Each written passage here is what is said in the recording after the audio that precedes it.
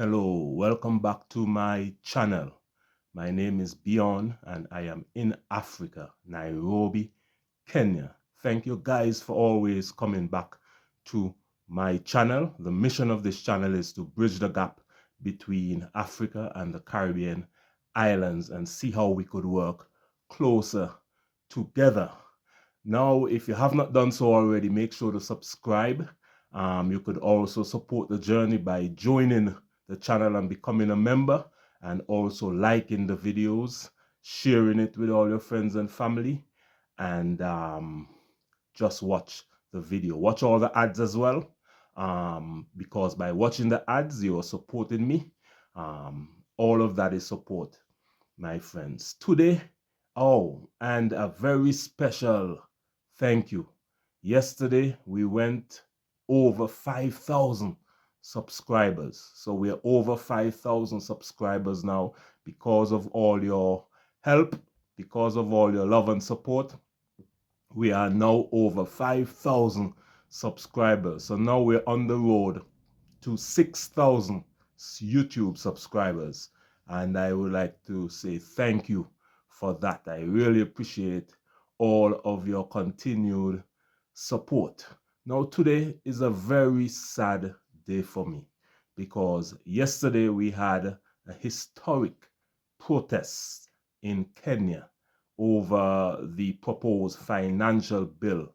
That bill was passed and something dramatic happened thereafter. I have a video that I will play for you right now. It's just about 6 minutes long. So I want you to watch this video. It's 6 minutes long. Watch this video, and then I will come back after the video with my analysis, my friends.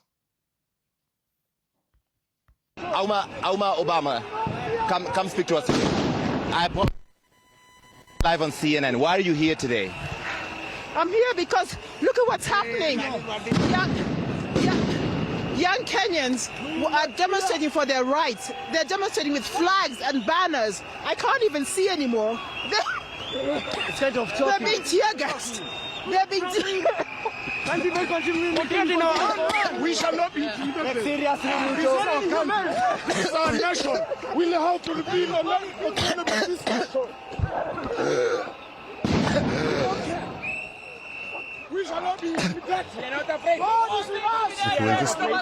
Larry, you carry on. You do what you need to do to stay safe. I'm just going to explain to the viewers that we're watching there, Larry, in Nairobi. These are protests that are, around this finance bill, and they're also using tear gas, which is extremely uncomfortable for everyone there. But we'll check in on Larry for you. But these are the scenes as they're unfolding there.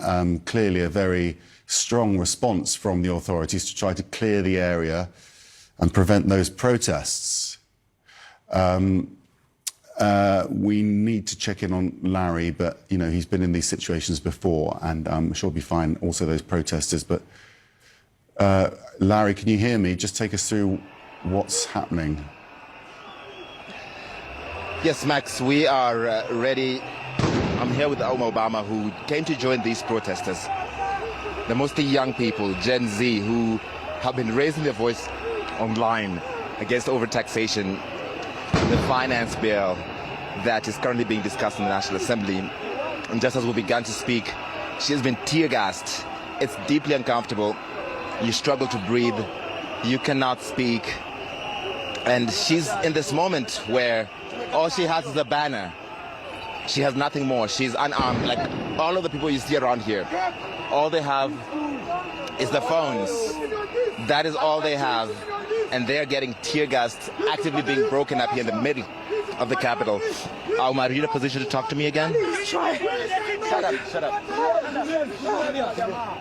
I can't believe that these young people are just trying to demonstrate for their rights. I came to join them as a Genoise to tell them that we understand that they need to use their voices, and we're being tear gassed. We're being tear gassed. We have flags and banners. Nothing else. Nothing else. These young people have nothing else. Just flags and banners. The Kenyan flag. How can you tear gas your own people? Listen to them. Listen to these children. They're the future. They're 80% of our population. 80%. If they decided to turn against us, they can. And that is what they're doing now. So please, listen to these young people. You have been involved in the liberation struggle in Kenya for a long time. Have you ever seen a movement like this, a moment like this? Not like this, because these children are doing it on their own. They're not going with politicians. They came out on their own. These are the young people of our future. They didn't ask, and they say they will win. So we need to listen to them. And we're not fighting each other. Just listen to them. Listen to them. Because it's their lives. And for me, the most important thing is that part of the things that are going on with this bill is that they're touching our ancestral land. Our ancestral land where we bury our people. How can you tax us on land that belonged to us forever, since time immemorial? Are we going back to a colonial situation? It is not right. These young people need a future. They have no jobs. Over 50% of our population who are under 35 have no jobs. We cannot start taxing them when they have no jobs. We're taxing the jobless and we're telling them to take a loan. And then when they start working, they're indebted. It is not right. That is why I'm here. I'm here to tell them I support them. You have never involved yourself in politics before until now. Why now? Because I want my daughter to have a future. I want my grandchild to have a future. I want these children to have a future. And we're suffering, man. And they're suffering, and they keep saying it, and nobody's listening. That's why they're on the road. You see, that's why they're out, and we need to take it seriously. We need to create jobs. Create jobs. Auma has been tear gassed with her daughter. That is her daughter over there. And it's an incredible scene that we're seeing here on the streets of Nairobi with tear gas. Fabs, we need to move back. We're getting tear gas smoke coming to us again. We have to get away from that. Just so much police presence here, Max, everywhere. The sounds of tear gas everywhere. Fabs, keep moving forward so we can escape that tear gas smoke. It looks like a war zone. It's a heavily militarized response to peaceful protests in Kenya. It's unjustified, Max. Larry, how does this compare to other responses that you've seen in these situations? As Auma Obama said, one, these protests have been organized by the young people. It's not a political party or civil society group. It's the young people who are out here protesting, fighting for their future. And they're actively getting tear gas. Look at this scene. Look at these. There's a tear gas canister just going past there. This is one of the most heavily militarized responses I have ever seen. They have turned the middle of Nairobi into what appears to be a war zone. And all these young people have is their banners and their phones. They've organized on TikTok. They've come out here to defend themselves, to fight for their rights. And they're getting heavily, violently dispersed. Okay, Larry, we'll let you, we're going to come back to you, but we're going to let you refresh for a moment. Thank you for bringing us that. That's Larry Madowo in the midst of those protests with Barack Obama's half-sister there as well, tear-gassed while she was on air. Will be... Yes, you would have seen the video. Even the lady in the video was Barack Obama, the former president of the United States, sister. Imagine that. She was tear-gassed as well. Tear gas everywhere. I would have seen many videos where the police officers water cannon their people, they're tear gassing them, they're shooting live rounds. I mean, this was appalling. The protests became violent yesterday when after all of the protests started days ago. After all of the protests, the government still went into parliament and passed the controversial financial bill, which proposed to raise taxes. So they want to raise taxes on the most basic products. I am told even cancer care, even baby food, pads for women. They want to raise taxes on all those type of things. And so the young people came out in their numbers, and after being provoked by tear gas, water cannon, and all of that sort of thing, when they passed the bill, the protesters broke into parliament. They broke into parliament and caused havoc inside there in parliament. And something sad happened after. Live rounds were shot into the crowd, killing, I was told, almost 10 people there in Kenya. That is very sad. How could you shoot at your own people? How could you kill your own people? Those Young people, the only thing they had was phones and placards in their hands. Yes, they broke into parliament, but remember, let's compare this to the greatest, the most powerful country, they say, in the world, America, with the strongest military. Do you remember when Donald Trump supporters stormed Capitol Hill, government building in Capitol Hill in Washington, D.C., stormed the place, they was in the building, caused damage. You didn't see one police or army person there trying to stop them, shooting rounds. America has a massive army. They could have sent the army there in quick time. And they could have killed a lot of people inside there, but they chose not to. Why? Because America, they love their own. They love their own people. And in Europe, for example, you would never see that happen in Europe. No protests in Europe, no protests in America would be treated like that. The people in Kenya are good people. They don't have the social programs like Europe. The social programs are not there like in America.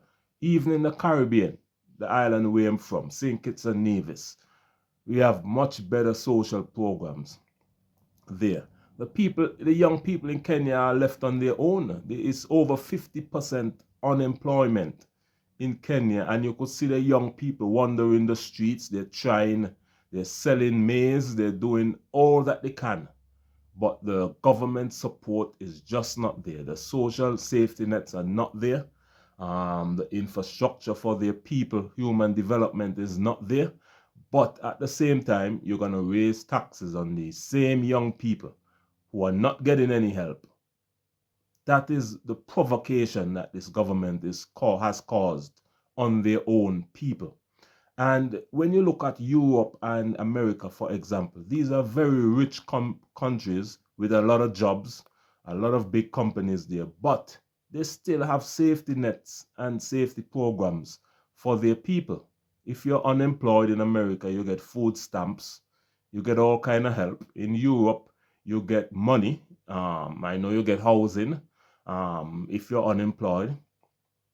So their people are well looked after. In Kenya, if you're unemployed, you're in trouble. You're in big trouble. You're on the streets. Nobody's helping you. There's no presence of government around. The only how you would see a government official in Kenya is if they pass in their big fancy vehicle with police lights and so. That's the only how you would see them in Kenya. You're not going to see them in the communities doing anything. And that is the provocation caused on the people. So I support the people, the young people of Kenya who came out in their numbers to protest this financial bill. It's a slap in the face to all Kenyans. You don't deserve this. I am just visiting the country. I am from the Caribbean island nation, Caribbean country, Twin Island Federation of St. Kitts and Nevis, and I'm visiting Kenya. So I would have observed what is happening in Kenya. Kenya is a beautiful country, but I think it's more designed for like white Europeans or Americans who come here to visit, to enjoy Kenya, than for the people. It's time that the Kenyan government need to start to focus on your own people, provide more safety nets. Even in South Africa, if you're not working in South Africa, you get a benefit. I think it's 350 rands. You get maybe a week or a month. I'm not sure. But you get something.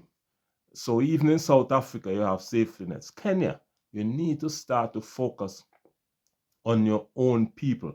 So I'm proud of the Generation Z who came out in their protests against this unlawful financial bill. It's not necessary at this time. People need more help. And I condemn the attacks on the Kenyan people. Yesterday, the police shot live rounds into the crowd, killing people. I condemn those attacks. And I want to tell the Kenyan people to keep the faith. Keep the faith. You are the younger generation. The country is like 80% young people. So you will take over this country eventually.